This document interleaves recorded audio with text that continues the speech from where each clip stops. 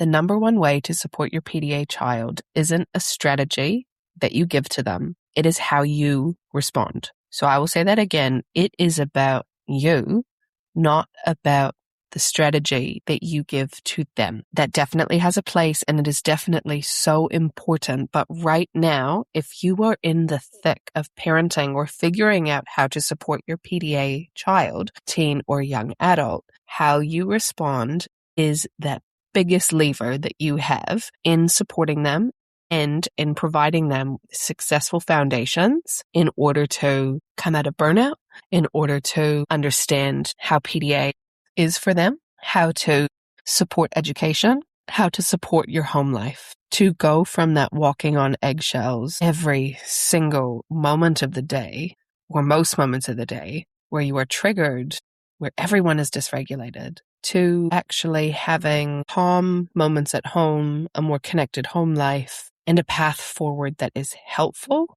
and a path forward that actually makes sense for your child's nervous system. Welcome to the Attuned Spectrum podcast. I'm Chantal Hewitt, an ADHD mum, experienced educator, and autism support coach who understands your path because I also walk it daily. This is your space for real conversations that empower your autistic child, yourself, and your family to thrive.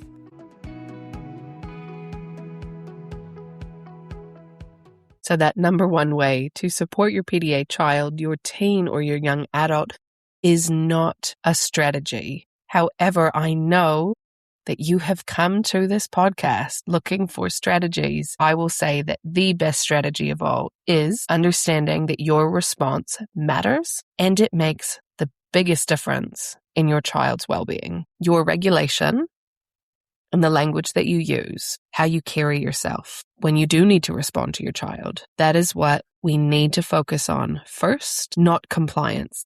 To be honest, we don't need to focus on compliance because that is not helpful here. It's not helpful anywhere. But at the moment, what we're talking about is a nervous system difference. When we parent from a place of trying to ensure compliance, what we are actually doing is trying to manipulate the situation. And I know that that word manipulation has a kind of a bad reputation, but that is essentially what it is. We have been taught a lot of the times that traditional parenting, or the parenting that will support our child, has to do with having them follow exactly what we need them to do, attend the school that we have chosen for them, hang out with this person that we have agreed for them to hang out with. And I'm not saying that these things aren't needed at times. Yes, you need rules. Yes, we need boundaries. That is the whole point of raising children as they grow to be regulated and responsible adults. However, I believe that we need to pull back on the compliance mentality because it isn't helpful, especially with our PDA child. It does the exact opposite and pushes them further into burnout. I do want to share a moment of my own dysregulation that escalated a situation that I am not proud of, but it was before I understood this missing piece. I constantly was walking on eggshells. I was so anxious all of the time, even leading up to, the car ride as I was about to pick my child up from school, because I knew what was happening or what would be happening the moment that I got there. And then I knew what would happen in the aftermath of when he was released from school and when we would venture to the car, trying to find a snack that he needed, to actually getting in the car, getting home, and just watching those eggshells continue to be stepped upon until he fell asleep. And then we would do it again the next day. It was exhausting. It was so hard when nobody understood. And I froze often because I was quite dysregulated and I was overwhelmed and I was triggered. And I know that I'm not the only parent who has done this because it is hard. And the second that we do something, a lot of the times we go, why did I do that? I wish I could have done it differently. But I'm here to give you that confidence and that reassurance that you can do it differently. It does take time and it does take practice, but you can handle your own regulation in order to co-regulate with your PDA child whose nervous system needs yours. It mirrors yours to find safety, to know how to react, to be productive in teaching them or modeling those regulation skills to them. I think for a PDA parent, there are so many times of the day that are hard. So this is my hard, and my hardest part of the day. And that was that after school until bedtime, the struggle to get dinner on the table, to regulate myself, to support my son's regulation, to get home, to get from the school to the car, to feeding them. Gosh, it was hard. And I know that that after school meltdown that parents experience is not just in their heads. And if you are parenting a PDA child, it is explosive, or it can be so explosive. And I am here to tell you that you are not alone in that. And it is not necessarily you. Like, yes, the approach can definitely change, but I would say that you may actually be focusing on the wrong priority when you are trying to change your approach. You are probably looking for a strategy to fix things, or to, a strategy to implement that will make a difference. But before any strategy can actually stick, your child's nervous system needs your nervous system to be regulated, or regulated enough to meet them where they're at. Acknowledge that the behavior that you are seeing is communication, and it is not a choice. It is a nervous system response to the accumulation of demand load throughout the day. Perhaps they were masking all day long, and you are their safe place. And unfortunately, what that also means is that they trust you so much to explode in front of you, and it can last a very long time. It can look like panic. It can feel like a never-ending cycle that you just try to survive. Before I go any further, if that 4 p.m. after school car ride meltdown, if that is a familiar scene in your house, I've actually put together a free guide with the exact language that I use and that I support parents to use to support that specific moment. Grab it at chantelhewitt.com/PDA. And don't worry, I'll mention it at the end too, and I will add it into the show notes of this episode. So this walking on eggshells, this dysregulation for me, so what would happen, and what a lot of parents tell me that they experience, and I can relate to because this was me too. I would have researched how to connect with my child, how to use the next strategy. I'd use all my knowledge and training that I actually had in this age group with autistic children. And because I wasn't aware that my son was PDA, or exactly how to support his nervous system, which, by the way, is completely different than what teachers are taught, and also from what regular autism strategies or traditional autism strategies tell you is helpful for a demand avoidant or autonomy seeking nervous system. So instead of responding, I would react. I would become so overwhelmed by, for me, I have a lot of sensory sensitivities that I wasn't aware of either. So the noise was too much. The yelling triggered trauma from my own childhood. And by yelling, I mean, my children arguing, or the noise level, or the clutter in the home, or just things that were the environment. It was so overstimulating. And because I wasn't able to regulate the environment around me, let alone how I was thinking, let alone my own reactions, I just went from 0 to 100 very quickly. And I would yell, I would say things that I didn't mean.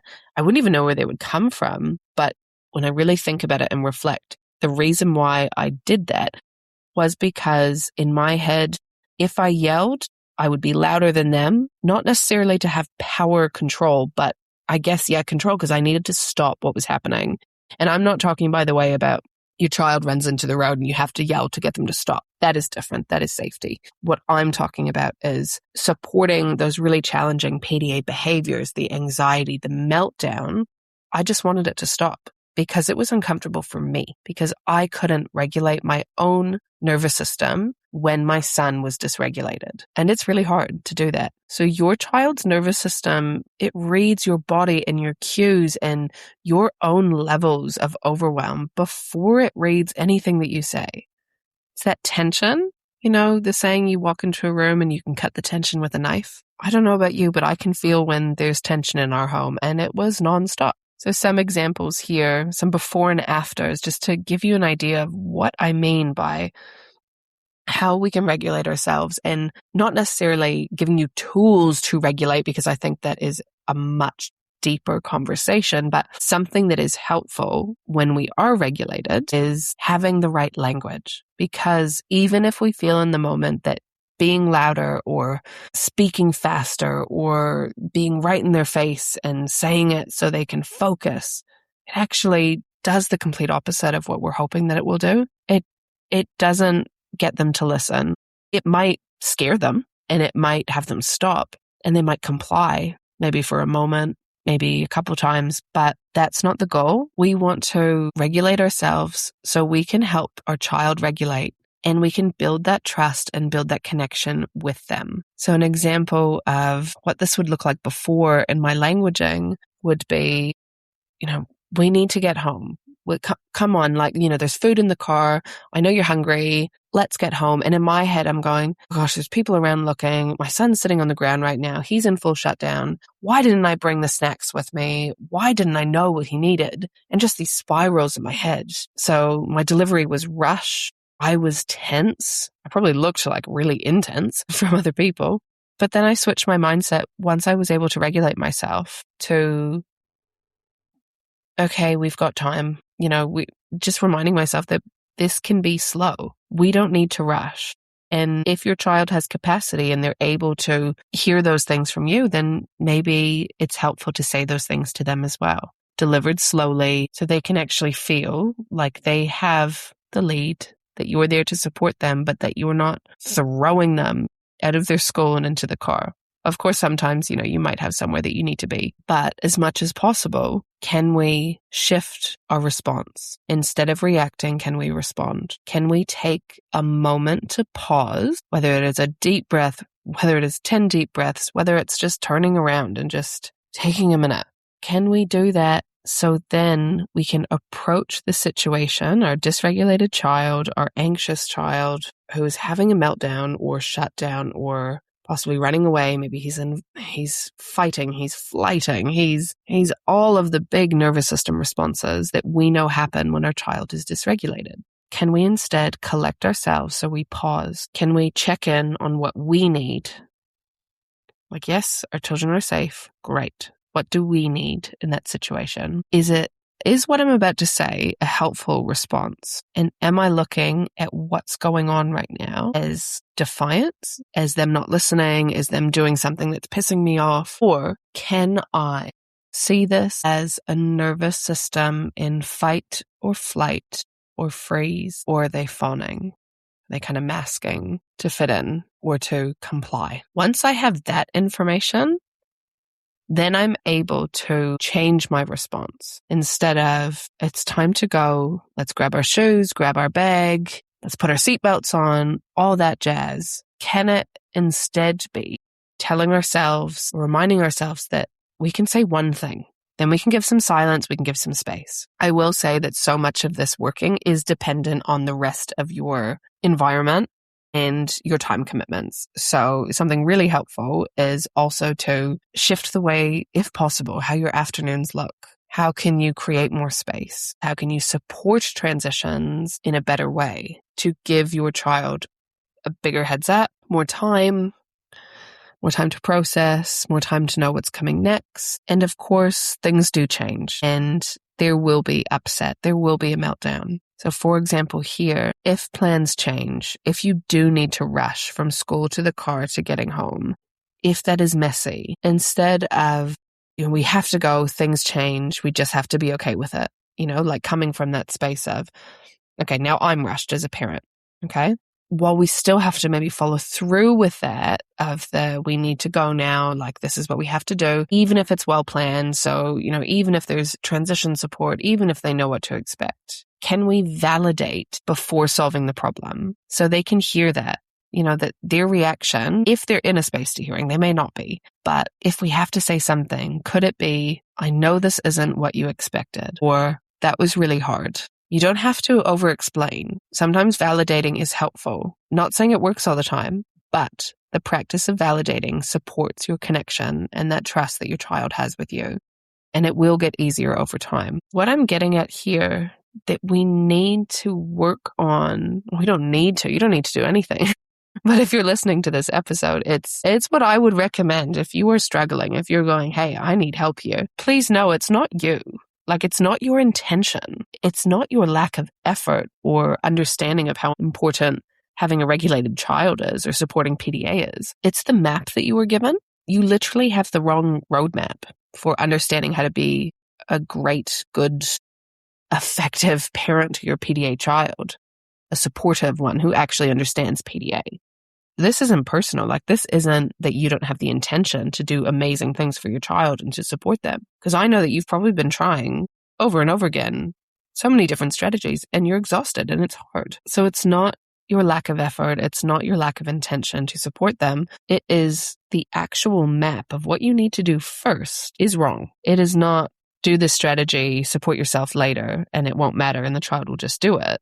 That might work for some children, but not for PDA ones. And even then, I think that isn't the best approach, if I'm being honest. Connection and relationships are the foundation. Your nervous system is that foundation to support your child's nervous system. That does need to come first. So when you understand this change, like actually understand it and live it and practice it, what it gives you is less bracing, less shakiness, more confidence, feeling more grounded in your parenting, feeling empowered to know that your strategies actually will begin to work because you have the right roadmap.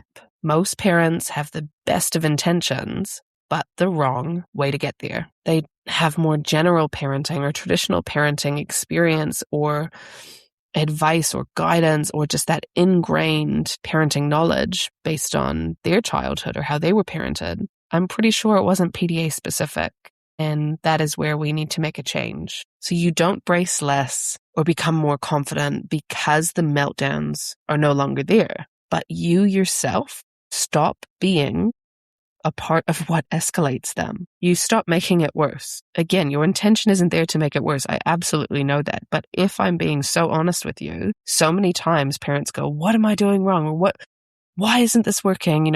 You said this strategy would work. Well, actually, they don't say that, but, I was told that this strategy would work or that this language would work. But here's the thing, like the absolute truth. If you are not regulated, if you don't regulate how you respond to a dysregulated child at 4 p.m. or after school or leading up to that transition from school to home, then it will be really tricky for your child to regulate and to support their own emotions as they grow, as they develop. If you want the guide that I have just created that gives you that language for that after school, that 4 p.m., that transition from school to home, navigating that meltdown and how to support yourself, head on over to chantalhewitt.com/PDA or click the link in the show notes. Next week, I want to zoom out because that 4 p.m. after school meltdown is never really about 4 p.m.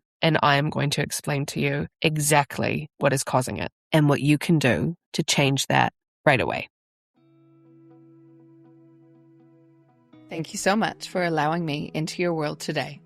Wherever you are around the globe, if you like what you've heard, I would be so grateful if you would click that subscribe button and comment below to tell me one thing. What support do you need? This helps me create episodes that truly impact our shared community.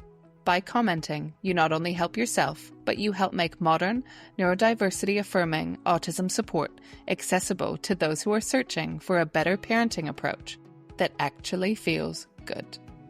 I'm Chantal, and I'll see you next week.